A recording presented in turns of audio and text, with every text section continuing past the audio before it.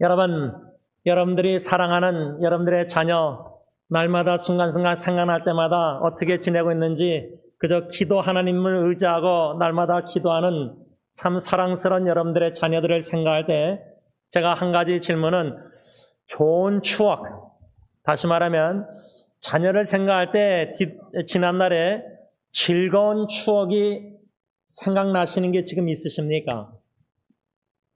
인터넷 크리스천 투데이 신문에 자녀 양육의 방법보다 원칙이 중요하다라는 제목 아래 글이 있어서 읽어본 적이 있었습니다. 그 글 내용은 코테이션합니다. 내 아이의 미래를 결정하는 가정 원칙. 근데 요즘은 각자 우리 부모로서 자녀를 양육했고 지금도 장성하고 결혼하고 자녀까지 있는 자녀들도 우리가 양육함에 있어서 각자 사랑하는 자녀를 향한 가정 원칙, 프린시퍼가 있을 겁니다. 그런데 지금 시대가 어느 정도로 좀 바뀌었냐면 목사님, 부모로서 자녀 양육할 때 가정의 원칙이요? 그 원칙주의자 아닙니까?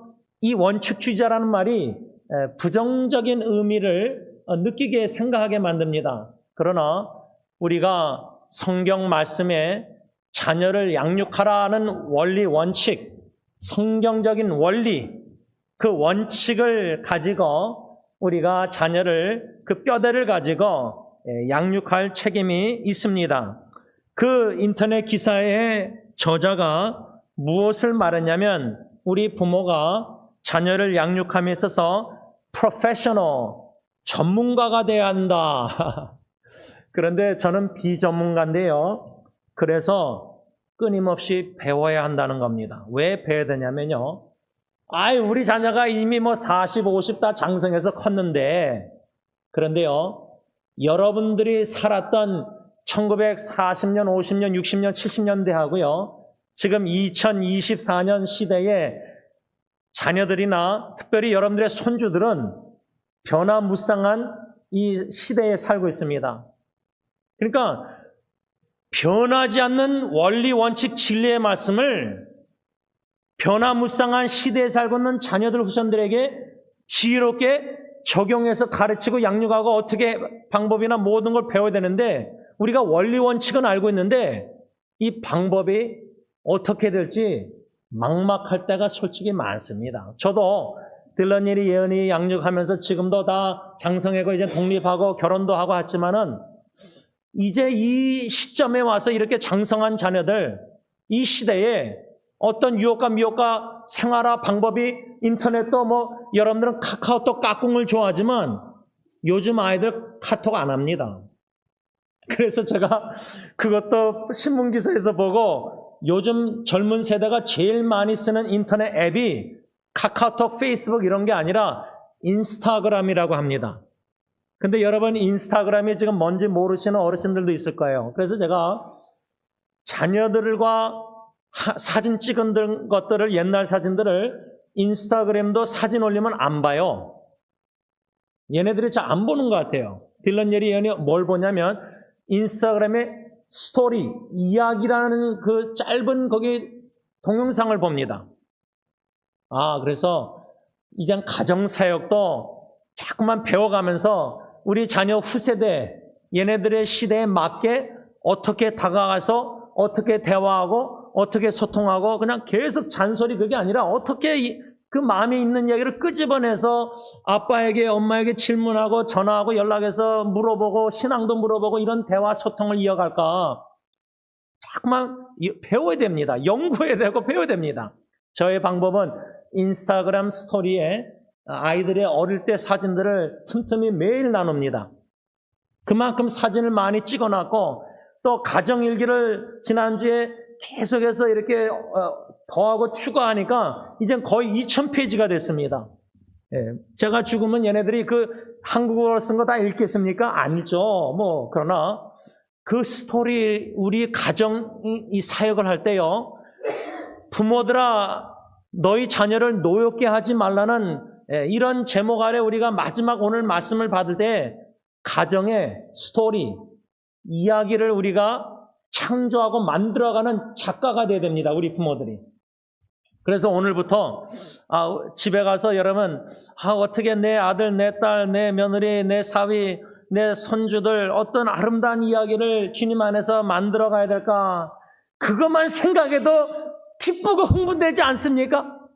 여러분들이 그리 사랑하는 자녀우선들, 예수님 안에서 우리 복음성가 찬양 불렀잖아요. 아름다운 이야기가 있네. 소소한 이야기, 그거 나누면 좀 부끄럽고 창피하고 교회 카톡방에 올리면 교인들이 뭐라 생각할고 우리는 거기에 너무 지금 많아요.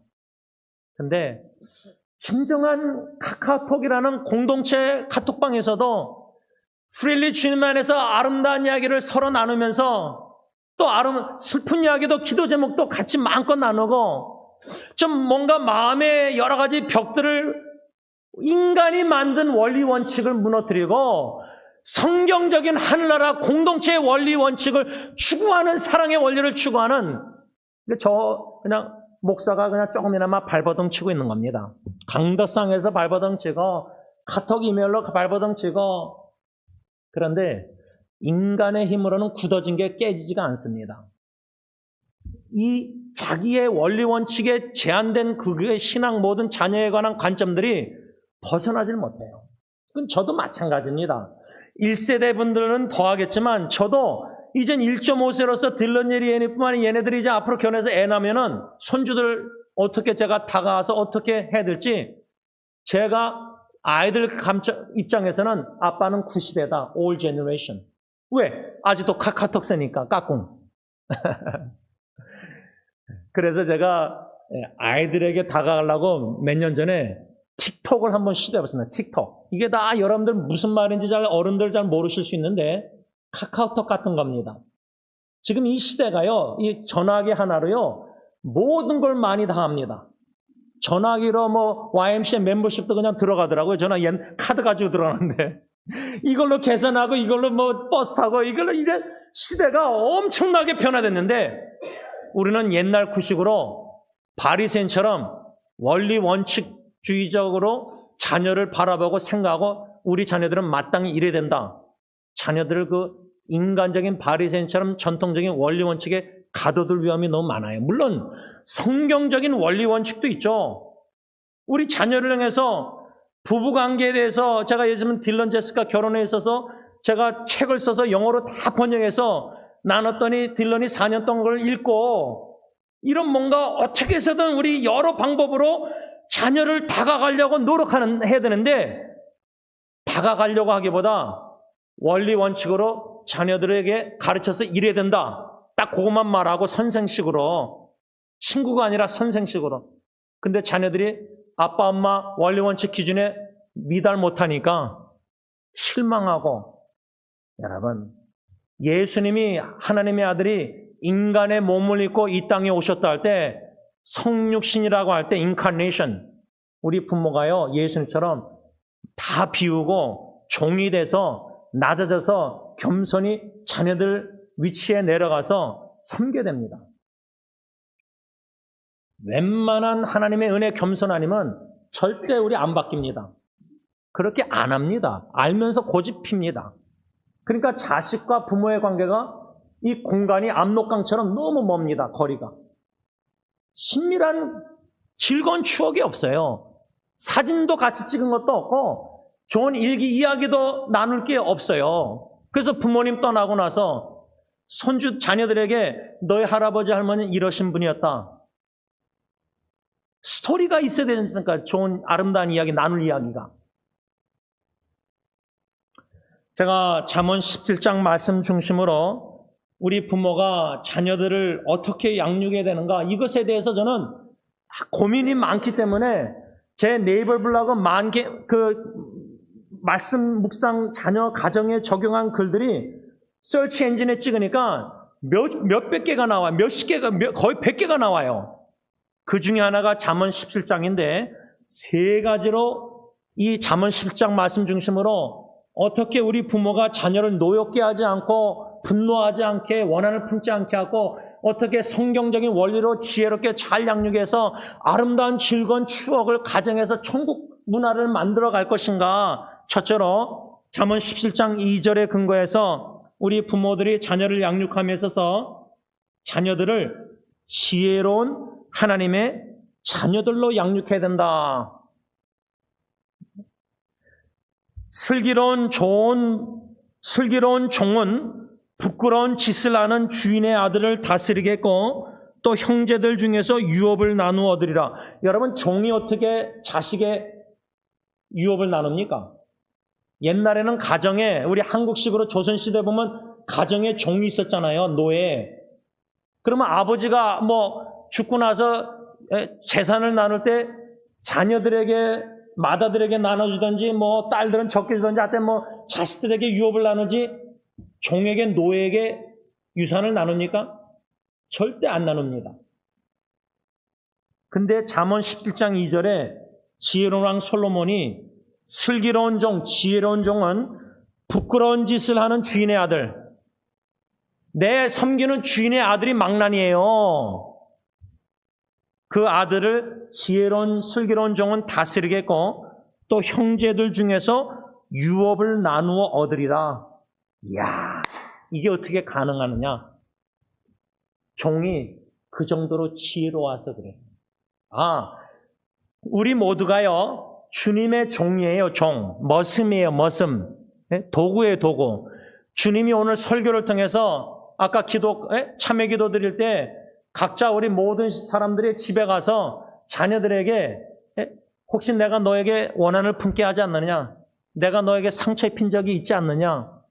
내가 자녀들에게 용서를 구하고 화해하고 싶어서 죽기 전에 그 간절한 마음 결심이 없이는, 다니엘처럼 뜻을 정해서 결심 없으면 이 설교 듣고도 절대 순종 안 합니다. 절대 안 합니다. 그냥 무시합니다, 설교. 그러니까 은혜 받는 게 아니라 이제 시험 드는 거예요. 말씀이 전파됐을 때 순종하면 부드러운 마음으로 은혜가 되지만, 축복이 되지만, 말씀을 들었는데도 불구하고 불순종하면은 이제 마음이 더 단단해지고 강팍해져서, 그러니까 여러분, 설교 듣는다는 게 이게 무서운 겁니다. 제가 수십 번 이렇게 설교하면서 부담감이 얼마나 무거운지 모릅니다. 왜? 제가 설교한 거를 가정에서 적용해야 되는데, 적용하고 순종하고 실패하고 죄짓고 회개하고 그래서 설교해야 되는데, 그래서 여러분들에게 제가 딜런 예리한테 다 물어보고 다 했다는 거 이미 나눴잖아요. 그러니까 이제 여러분들에게 설교를 할 수 있는 권면을 죽기 전에 해야 됩니다.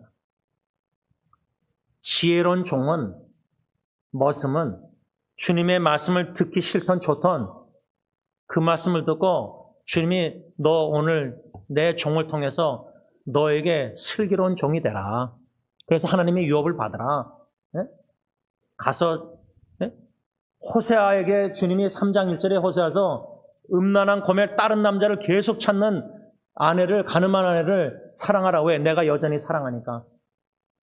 자식이 아빠 말 그렇게 안 듣고 반항하고 불순종하고 지 멋대로 살고, 그래도 주님이 사랑하는 자식이기 때문에 아빠는, 엄마는 그 자식을 여전히 가서 용서하고 또 사랑해야 된다는 거예요.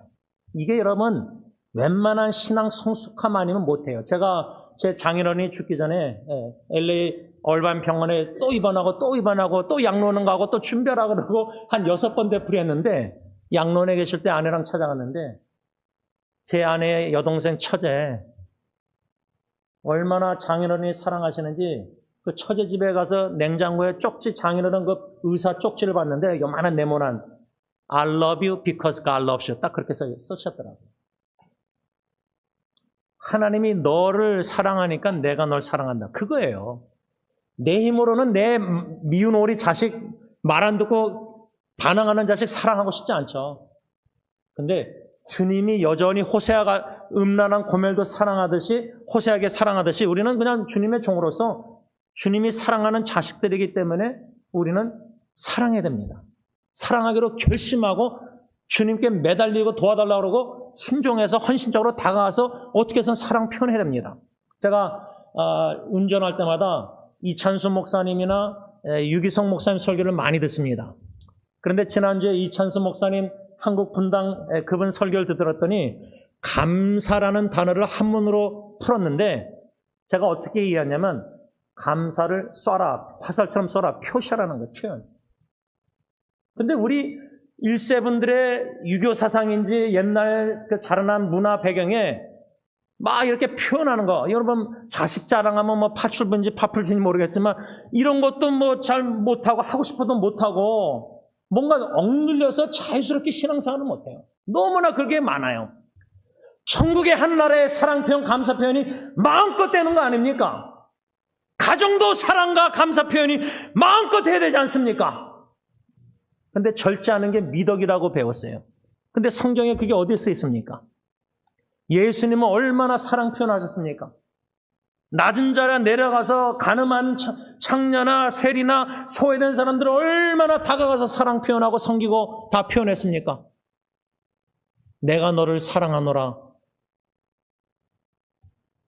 근데 남편이 아내에게 사랑한다는 말을 제가 대학교 때 일본 클래스를 일본 공부를 한 학기를 일본에 대해서 공부했는데 일본 남편들 옛날 분들은 죽을 때까지 부인에게 I love you 사랑한다는 말 한 번도 안 하고 죽는데요. 거의. 그게 미덕입니까? 그게 자랑입니까? 부끄러운 일입니다. 주님도 우리를 사랑한다고 성경에 얼마나 많이 표현했는데 감사도 표현 안 하고 다 그게 미덕으로 배워요. 그러니까 비성경적인 문화적인 이런 생각이 너무나 섞여서 많이 오염된 신앙을, 사랑을, 믿음을 하고 있는 거예요. 우리가 자녀를 양육함에 있어서 지혜로운 하나님의 자녀가 되도록 양육하기 위해서는 엄마 아빠가 먼저 지혜로워야 됩니다.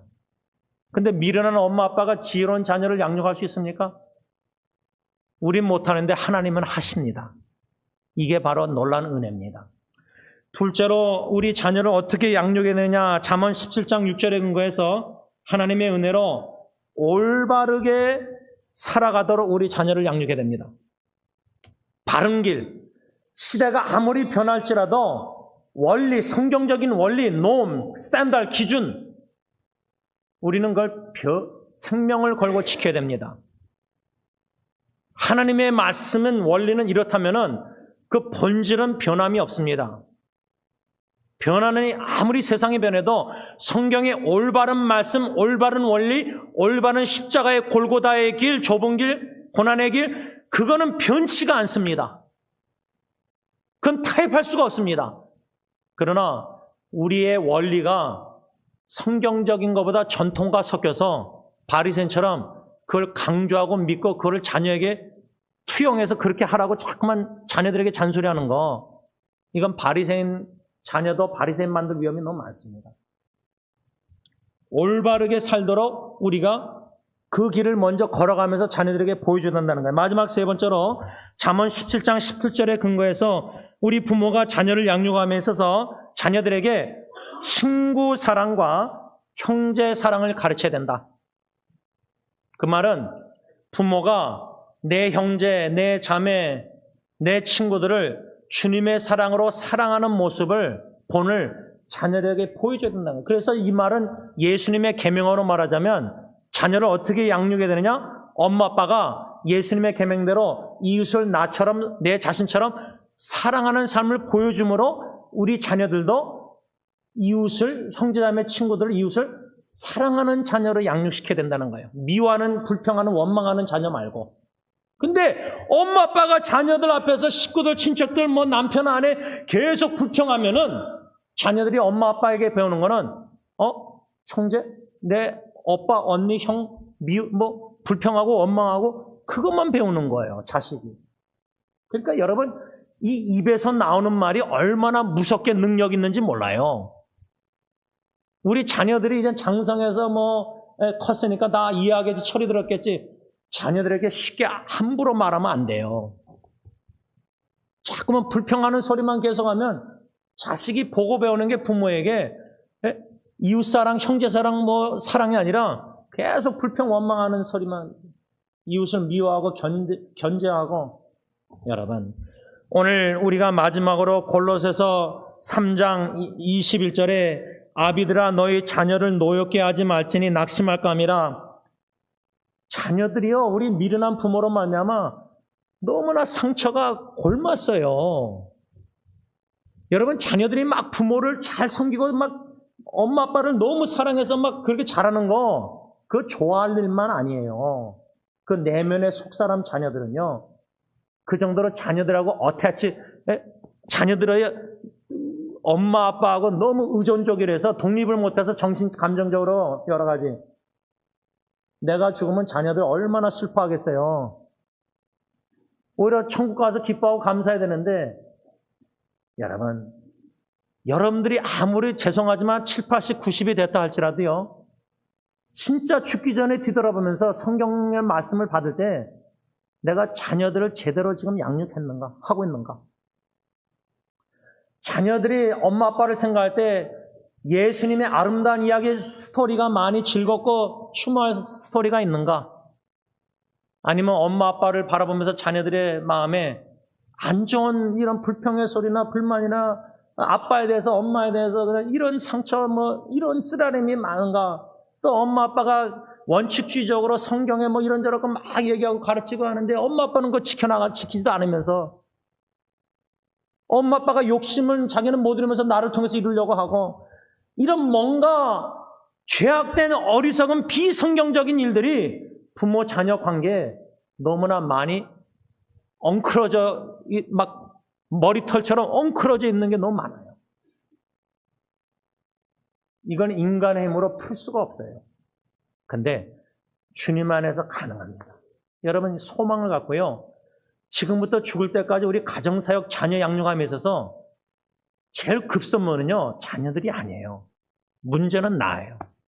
내가 바로 서고 올바른 길을 걷고 사랑하고 내가 진짜 지혜로운 종이 돼서 뭔가 내가 주님 안에서 제대로 양육을 받아서 배워서 변화되고 깨지고 회개하고 올바로 서서 예수 닮아가지 않는 이상은요. 자식에게 그걸 기대하는 건 욕심이에요.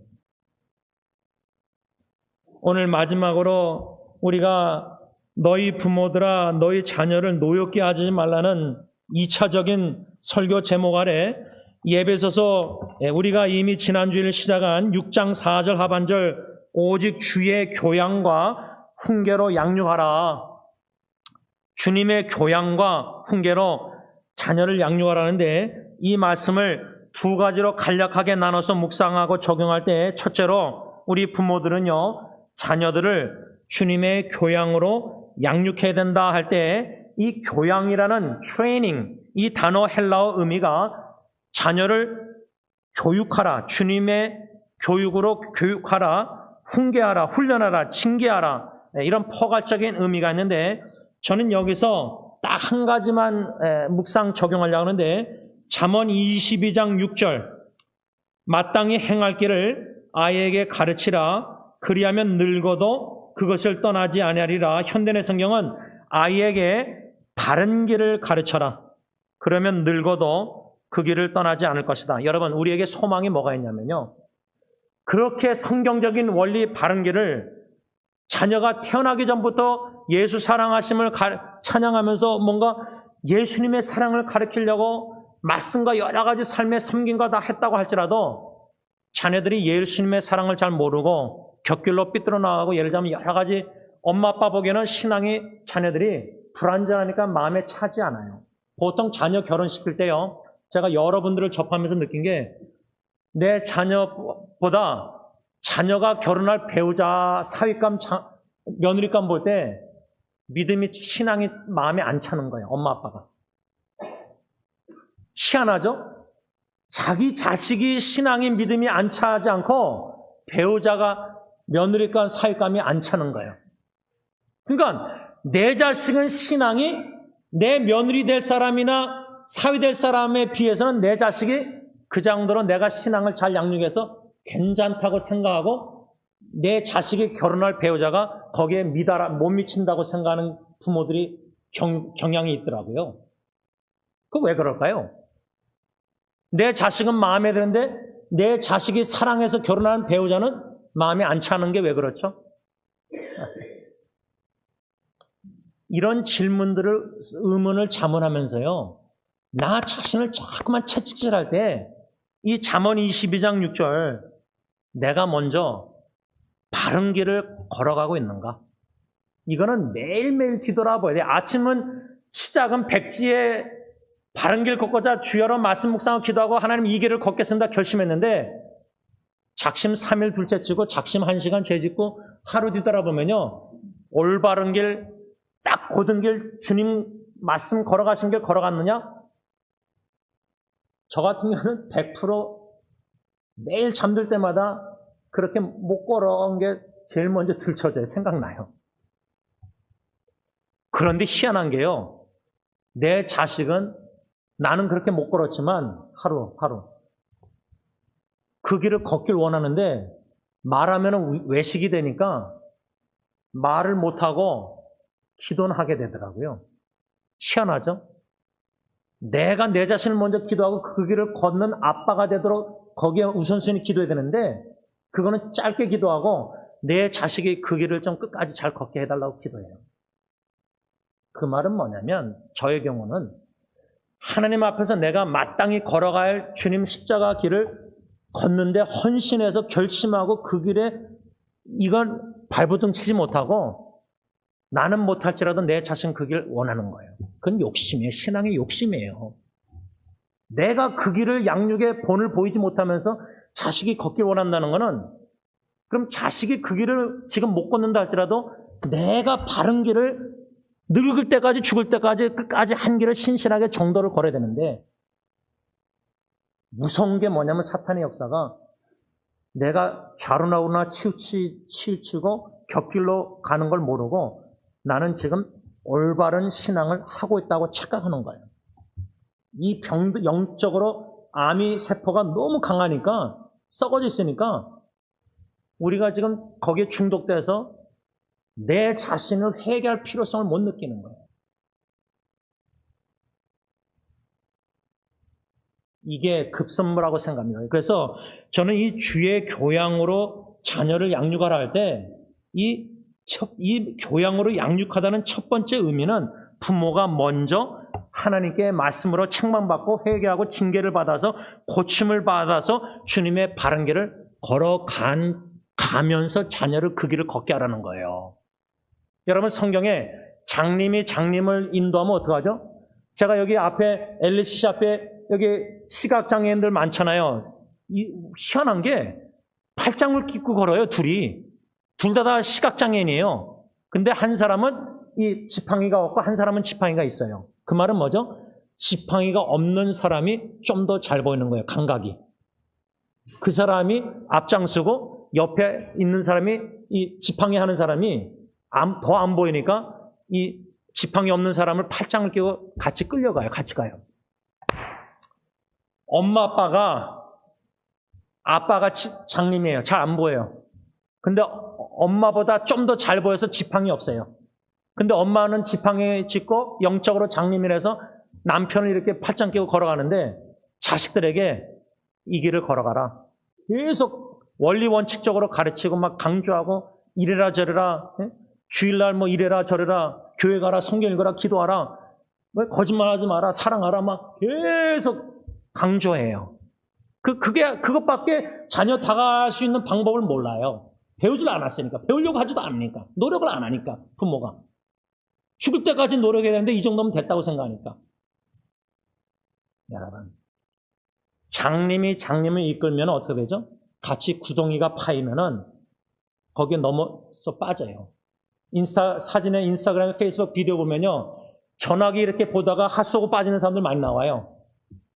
근데요, 지금 우리 부모가 영적으로 장님을 해서 가정사역에 있어서 너무 모르는데 배우지는 않고 장님이 장님을 부부가 이끄니까 서로가 빠지면서 자녀들에게 바른 길을 가길 계속 원하고 기도하고 걸어가라고 말해요.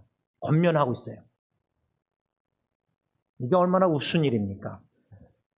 우리가 먼저 마땅히 행할 길, 올바른 길, 지혜로운 길, 경건의 삶을 걸어가면서 자녀들을 걷게 해야 될 때 특별히 저는 딜런 예리 예언이뿐만 아니라 우리 영어사뿐만 아니라 여러분들의 자녀 우선들 제가 인스타그램이나 페이스북이나 다 친구들 또 제가 여러분들 다 자녀들 카카오톡으로 막 보내고 그래요. 3가지 후세대들 향해서 3가지가 있는데 첫째는 바른 가치관이에요. right value, 바른 가치관. 바른 가치관 얘기할 때 히브리서 11장 모세가 하나님께 상 주심을 미래에 바라보고 믿음으로 세 가지, 바로의 공주의 아들 칭함받기를 거절, 이 세상 명예를 거절, 하나님의 백성과 함께 고난받기를 잠시 죄악의 낙을 누리는 것보다 더 좋아했다.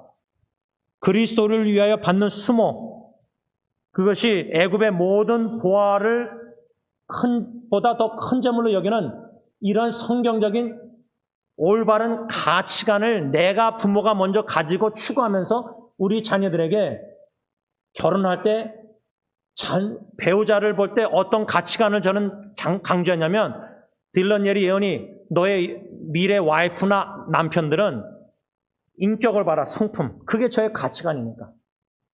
교인들이 뭐 봉사 열심히 하고 헌신적으로 막 눈물 기도, 저는 그거 안 봐요. 저부터 해서 교인들의 성품에 저는 가치관이, 진짜 예수 믿으면 성품이 변하거든요.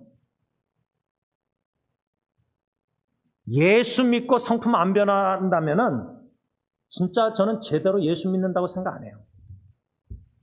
그러니까 우리 각자가 모든 신앙관, 자녀관, 세계관, 물질관 모든 것에 성경적인 올바른 가치관을 모세처럼 믿음으로 가지고 추구하면서 살아가야 된다는 거예요, 부모가.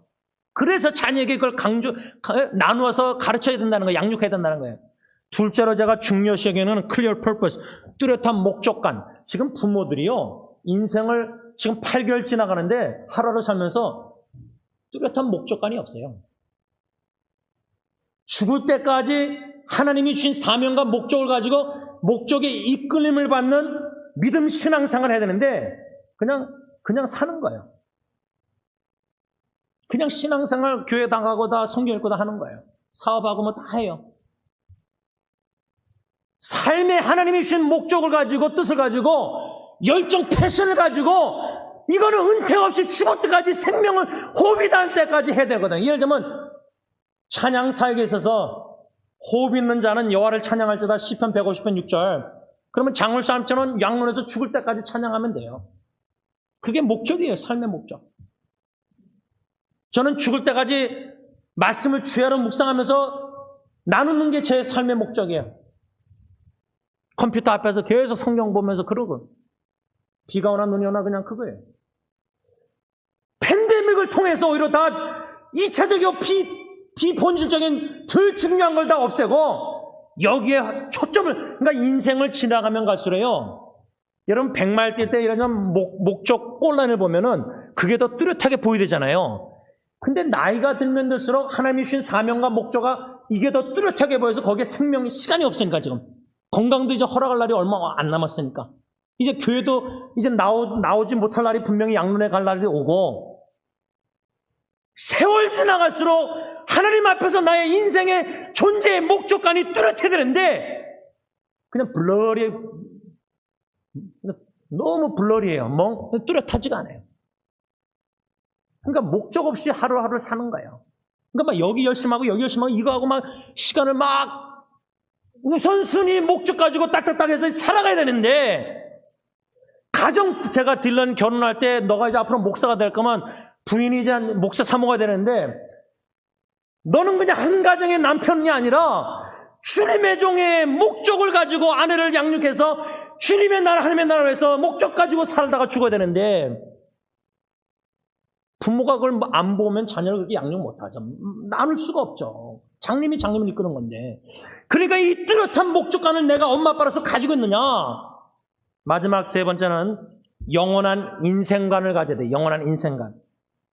전도서 3장 11절에 우리에게 영혼을 사모하는 마음, 이터니티, 그 마음을 주셨는데, 전도서 3장 14절 보면요, 우리가 영원히 남을 하나님께서 행하시는 그 구원의 일에 동참해야 돼요. 영원한 가치관, 이 세상 다 없어져요. 남는 게 뭐죠? 육신도 다 없어져요. 남는 게 뭐죠? 영혼이에요. 영혼, spirit, soul. 영혼이 천국 가든지 영혼이 지옥 불목 가든지 둘 중에 하나인데, 하나님은 이 영혼들을, 택한 백성들을 구원하려는 그 열심 열정이 24시간 졸지도 않고 하시는데, 그 영원한 일에 저와 여러분들에게 영혼을 사모하는 마음을 줘서 그 복음 전부와 전도 선교 거기에 동참케 하셨다는 거예요. 그게 영원한 일이에요.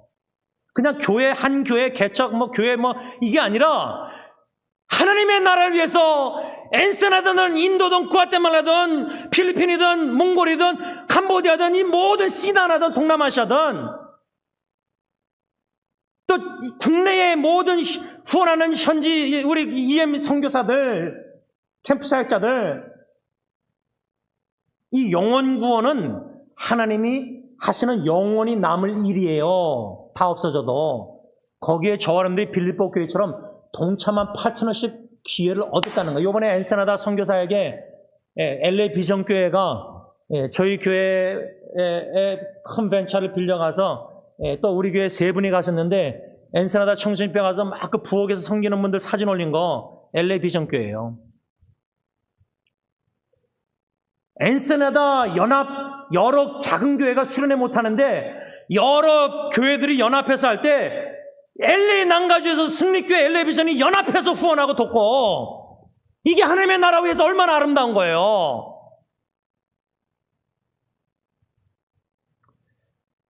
마지막 둘째로 우리 부모들이 자녀들을 주님의 훈계로 양육하라. 교양 외에 뭐라 하죠? 예배서 6장 4절 훈계, 인스트럭션. 이 훈계는 권면, 경고 등 의미가 있는데 여기서 제가 딱 한 가지만 나누고 마치겠습니다. 주님의 훈계로 자녀를 양육할 때요, 원리 원칙은 우리가 뭔진 다 알아요. 부모가 어느 정도 신앙했으면 성경에 이래야 되고 이 길을 걷고 우리 자녀들도 이 길을 걷기를 원해서 기도하고 어떻게 지혜롭게 다가가서 가르치려고 본을 보이고 여러 가지 즐거운 식사 교제하면서도 대화하고 차 안에서 대화하고 어떻게 해서 우리가 양육하려고 노력할 때에 주님의 훈계로 양육한다는 것에 제일 하나 중요한 건 뭐냐면 자녀를 훈계하고 양육한다는 말은 대화한다는 말이에요. 대화. 여러분 이젠 더 이상 내가 말이 없는 거 아빠 엄마가 말이 없다 이거 자녀에게 핑계하면 안 됩니다. 죄송하지만 자녀를 주님의 훈계로 양육하란 말은 두 가지인데 하나만 나누려고 하는데 자녀하고 대화 소통하라는 거예요. 소통. 여러분 하나님이 소통 안 하셨으면 저와 여러분들 어떻게 됐겠어요? 66권 주시지 않고 성령님 통해서 뭔가 음성 안 들려주면 지금 하나님은 저와 여러분들에게 얼마나 친밀한 교제 대화하고 싶어 하는데 근데 우리 아버지들이 말이 없어서 자식들에게 대화 난 못한다 말 못한다 이 핑계는 이건 진짜 하나님 앞에 쓸 때 어떻게 될지 모르겠는데 3가지입니다. 자녀를 대화함에 있어서 3가지 원리인데 첫째는 자녀들에게 이래라 저래라 얘기하지 말고 자녀들과 함께 얘기하라. 영어로는 don't talk to your children, rather talk with them. 근데 주로 우리가 자녀들에게 얘기하고요. 자녀들에게 전혀 관심 없는 얘기를 하니까 자녀들이 뭐 관심 있는지도 몰라요. 자녀들이 관심 있는 거를 내가 먼저 다가가는 방법을 배워서 이런저런 방법으로 시도하고 실패하면서 지혜롭게 예를 들면 죄송합니다. 제가 예리가 지금 남자친구 만나는데 제가 그랬어요. 너 남자친구 요즘 신앙생활 어떠냐? 그러면 예리 입장에서 아빠가 내 이성관계 아빠가 관심이 있네. 내 남자친구에 대해서 물어보네. 자녀들에게 이래라 저래라 얘기하고 가르치고 그게 아니라 자녀들과 함께 대화 얘기하라는 거예요. With them. 두 번째 원리는 Don't just express your thought only, rather learn how to draw out their thought. 자녀로 하여금 그의 생각을 표현하도록 허락해야 된다. 이것은 잠언에 보면요. 슬기로운 사람은 우물 푸듯이 상대방 마음에 깊은 것을 끄집어내게 만들어요. 제가 하나님이 주신 지혜로 이건 제가 한 게 아닌데 제가 구아테말라 서진국 장로님에게 이제 글을 나눴어요. 딜런 결혼에 대해서 감사의 눈물 흘린 간증을 나눴더니 답변이 왔는데 목사님의 간증 그 눈물에 능력 있는 것 같아요. 자기도 울었대요. 다 하나님이 하시는 건데요. 마음을 하나님뿐만 아니라 사람들에게 투명하게 정직하게 순수하게 연약천도 자랑하면서 진실되게 나누는 삶을 죽기까지 해야 됩니다. 이러지 않으면 우리가 가식 외식밖에 안 돼요. 자녀들을 보는 건. 그래서 어떻게 해서든 자녀들의 마음에 깊은 것을 끄집어내야 돼요. 우물 푸듯이. 지혜로운 아빠 엄마는. 마지막 3번째 대화 방법은 우리 자녀들을 이해하는 데 초점을 맞춰라. Focus on understanding your children. 자녀가 나를 이해하기를 기대하고 바라보다 내 자녀가 왜 저렇게 행동하지? 내 자녀 부부 생활을 왜 저렇게 하지? 관심을 갖고 겸손히 성실히 나아져서 자녀들이 무슨 고충이 있길래 저렇게 행동할까? 이렇게 생각 안 하고 내가 원리 원칙대로 자녀들이 못한 것만 자꾸만 보이는 거예요. 그 교만해서 그래, 아빠 엄마가. 예수님처럼 겸손히 내려가서 제가 처음에 그랬어요. 말씀을 정리하면서 성도님들이 왜 교회에서 이러실까? 오해를 많이 했어요. 죄송합니다. 근데 제가 얼마나 미련한지 주님이 목회 가운데 들춰내신 게 교인들 한 분 한 분이 다 사정이 다 있어요. 다 고충이 있어요. 말 못할 고충이 목사에게도. 그래서 이제부터는 하나님이 주신 은혜가 지혜가 함부로 머리로 판단 안 해요. 그냥 모르겠습니다, 하나님. 그냥 기도해요. 기도하다 보면 하나님의 때에 하나님의 방법을 알려주세요. 너무나 조급하고 성격이 급해서 함부로 생각하고 이 사람이 왜 저럴까 이렇게 애들도 자녀들도요 마찬가지입니다. 바라기는 우리가 16번이나 오늘 마지막으로 감사하는 마음으로 하나님 아버지께 찬양하는 가정이란 제목 아래 18절 골로새서 3장 21절까지 아내들아, 남편들아, 자녀들아, 아비들아, 부모들아 4가지 성경구절 말씀을 16번 받았습니다. 그런데요, 하나님이 은혜, 진짜 사랑 충만 지혜 주셔야 됩니다. 그래서 내가 먼저 변화되고 깨지고 말씀에 순종해서 변화받아서 예수님 닮아가서 예수님의 사랑으로 배우자나 자녀를 어떻게 하나님의 말씀대로 순종해서 가정천국을 이뤄서 예수만 섬기는 가정이 먹고 마시고 식사 후에 간증하면서 나누면서 하나님께 감사하면서 그리스도하면서 찬양하고 경배하고 천국 하늘나라 이루는 우리 모든 승리교회 공동체 여러분들의 가정이 되기를 예수님의 이름으로 축복합니다. 기도하겠습니다. 사랑해 주님, 가정, 이 세상에 너무나 마귀 사탄이 가정과 교회를 공격하고 있지만은 반드시 예수님이 십자가에 승리하셨기 때문에 우리도 주님 중심으로 가정에서 사역에 승리하게 하실 줄 믿습니다. 믿음으로 이겨나가길 원합니다. 더욱더 겸손히 배우길 원합니다. 더욱더 말씀에 꼬꾸라지고 부서지고 순종해서 해보려고 시도도 결심하고 작심삼일 또 쓰러지고 불순종하고 하지만은 하나님 여전히 우리를 사랑해 주시는 주님, 그 사랑을 묵상하고 음성을 들을 때 감동, 감격, 감사한 눈물, 나 같은 죄인이 무엇이간데 이처럼 사랑하신지 그 사랑에 충만해서 우리 아내나 남편이나 자녀 부모님을 주님의 사랑으로 사랑해서 예수만 섬기는 가정이 하나님께 영광 돌리게 하옵소서. 예수님의 이름으로 감사하며 기도를 올려옵나이다. 아멘. 우리 다 일어나셔서 찬송가 559장 찬양하며 하고 축도로 마치겠습니다.